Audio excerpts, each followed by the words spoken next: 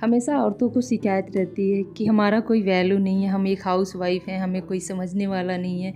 मेरा जैसा इंसान है तो घर चल रहा है, वरना कब का छोड़ के चला गया होता। सारी बातें सुनने को खूब मिलती हैं और मज़ेदार भी होती हैं, और क्यों ना हो, उनका हक है। जैसे वो पूरे घर को संभालती हैं, वो खुद सोचती हैं कि हमें भी कोई इतना ही संभालने वाला मिले। जैसे कि बात बात पे उनकी भावनाओं पे ध्यान दे, उनकी ज़रूरत पे ध्यान दे। लेकिन कहाँ ऐसा हो पाता है हमारी लाइफ में। बच्चे छोटे रहते हैं तो वो हमारी फीलिंग को समझ नहीं सकते हैं। हस्बैंड लोगों की पूरे दिन की ड्यूटी होती है, सुबह जाओ तो देर शाम तक आओ। तो hi everyone, good morning, welcome to my new vlog. और बताएं आप सब लोग कैसे। उम्मीद करती हूँ कि आप सब लोग ठीक होंगे। तो आज की वीडियो भी फ्रेंड्स मॉर्निंग टाइम की है। मॉर्निंग में उठने के बाद झाड़ू पोछा और उसके बाद सीधे नहा धो के किचन में गई हूँ। और अभी आप लोगों ने देखा पौधों में पानी वगैरह भी मॉर्निंग में जो डालना रहता है वो डाल रही हूँ मैं। तो आज नाश्ते में क्या बन रहा था, आलू फ्राई, और आलू फ्राई के साथ मखाना और मूंगफली, जो स्पेशली समझ लीजिए कि जैसे कि व्रत में बनता है। तो वैसे आज बच्चों का, इनका, हमारा सबका मन हुआ है खाने को, तो बस वही बन रहा है। और इधर मैं आ गई हूँ बाबू को जगाने के लिए। किचन में आलू बॉयल करके छिल के आ गई हूँ। बाबू अभी सोया हुआ था, लेकिन थोड़ी थोड़ी धूप कमरे में आ रही थी। मैं सोची हूँ चलो इसको उठा देती हूँ, लेकिन ये उठने का नाम नहीं ले रहा था। एक बार फिर से किचन में आ जाती हूँ और जो आलू छिल के रखी थी उसे मैं कट कर ले रही हूँ। होता क्या है कि हम पूरे परिवार का ख्याल रखते हैं, एक एक मेंबर का ख्याल रखते हैं कि छोटे बच्चे क्या खाएंगे, बड़े बच्चे क्या खाएंगे, और बच्चों के पापा लोग क्या खाएंगे, और किस टाइम पे किसको क्या देना है। लेकिन जब अपनी बारी आती है ना, तो हम पीछे हट जाते हैं। ऐसा ही मेरे साथ भी हुआ। मैंने आलू फ्राई किया, और एक्चुअली है क्या कि मुझे कोई भी चीज़ गरम गरम खाने की आदत है। मतलब बिल्कुल से एकदम ठंडा पड़ जाए तो मुझे वो चीज़ें अच्छी नहीं लगती हैं। मैंने सबके लिए आलू फ्राई बना दिया, साथ में चाय भी दिया। लेकिन जब अपनी बारी आई है ना, तो मैं पीछे हट गई। कुछ और काम मुझे नज़र आने लगा, और इसी बीच मेरा आलू फ्राई भी ठंडा हो गया, जिसे कि मैं दोबारा गर्म करके खाई थी। तो ये मैं सोची कि ऐसा क्यों होता है हम जैसे हाउस वाइफ के साथ।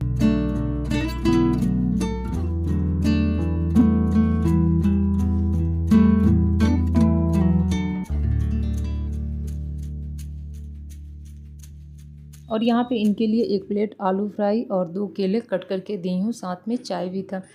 एक्चुअली इनसे मैंने पूछा कि कहिए तो मैं आपके लिए वो मसाला ओट्स बना दूँ, लेकिन उन्होंने साफ मना कर दिया। कह रहे थे कि रात को मैंने हैवी भोजन कर लिया था, जिसकी वजह से मॉर्निंग में कुछ खाने का मन नहीं हो रहा, एकदम हल्का सा कुछ भी दो मुझे। तो बस मैं वही दी थी।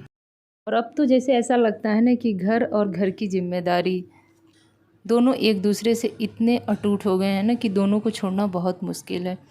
पूरा घर जब तक न संभाल लो तब तक चैन नहीं आता है, और जब तक घर न संभले तब तक दिखने में अच्छा भी नहीं लगता है। और वो दिन क्या, जिस दिन पूरा घर न संभालो, किसी दिन छोड़ के देखो कैसा लगता है, पूरा घर देखने लायक हो जाता है। तो यहाँ पे मैं जल्दी से अपने बेडरूम का काम फिनिश कर रही हूँ, और डेली की तरह मैं बेडरूम से ही स्टार्ट करती हूँ। पहले बेडरूम अपना समेट लेती हूँ, तो मुझे ऐसा लगता है कि कुछ क्या, बहुत कुछ मेरा काम निपट गया। सॉरी दोस्तों, अभी मैं यहाँ पे वॉइस दे रही हूँ तो बीच बीच में और भी कुछ कुछ वॉइस आपको सुनाई देगी, जैसे गाड़ियों की आवाज़। थोड़ा सा आप लोग मैनेज करने की कोशिश कीजिएगा। जब भी मैं वॉइस देती हूँ तो इस तरह की आवाज़ सुनने को आपको ज़रूर मिलती है। एक्चुअली है क्या कि मेरा घर ऐसे जगह पे है जहाँ से मतलब कि गाड़ियाँ ज़्यादा आती जाती रहती हैं, तो बस यही एक वजह है। यहाँ पे जल्दी से सिंगल चौकी वाली बेडशीट वगैरह मैंने सही कर ली है। और हुआ क्या था ना, आज की जैसे ही मैं बेडशीट वगैरह सही की सिंगल चौकी वाली, तब तक कुछ देर बाद उस पर इतनी बड़ी छिपकली आके ऊपर से गिर गई बिस्तर पे, और मेरा मन नहीं माना। मतलब अजीब सा घिन हो गया था। फिर मैंने इसका भी बेडशीट उठा के चेंज कर दिया था। एक्चुअली इसको चेंज भी नहीं करना था, बट मुझे चेंज करना पड़ा। और जल्दी से अपने बेड की क्लीनिंग कर ले रही हूँ, और सॉरी डस्टिंग कर ले रही हूँ। कल भी मैंने इसकी डस्टिंग नहीं की थी, और परसों भी डस्टिंग नहीं की थी। और कल तो मेरा कोई ब्लॉग ही नहीं आया था। कल मैं इतना बिजी हो गई थी कि कोई ब्लॉग ही आप सबके साथ नहीं शेयर कर पाई थी।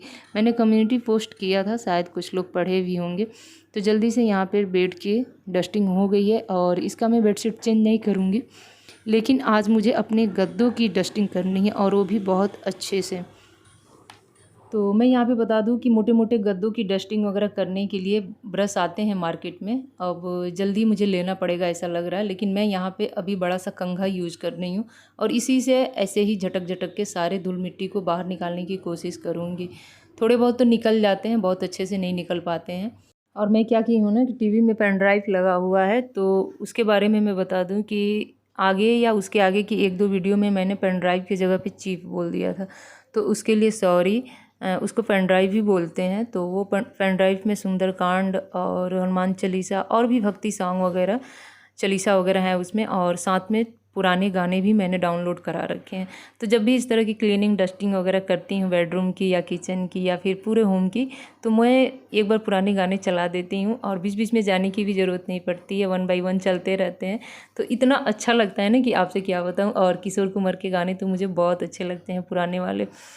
तो बस उसी को सुनते सुनते घर का काम कब शुरू होता है कब ख़त्म हो जाता है पता ही नहीं चलता है। और आजकल तो एकदम से फटाफट सारे काम निपटाने की जैसे आदत सी बन गई है मेरी, क्योंकि अगर इस तरह का काम हम लोग सुबह जल्दी जल्दी ना करें ना, तो फिर दोपहर में अपने यूट्यूब के लिए टाइम निकाल पाना मुश्किल हो जाता है। और रोज़ का रोज़ वीडियो शूट करो, एडिट करो, तो उसके लिए तो टाइम चाहिए ही चाहिए।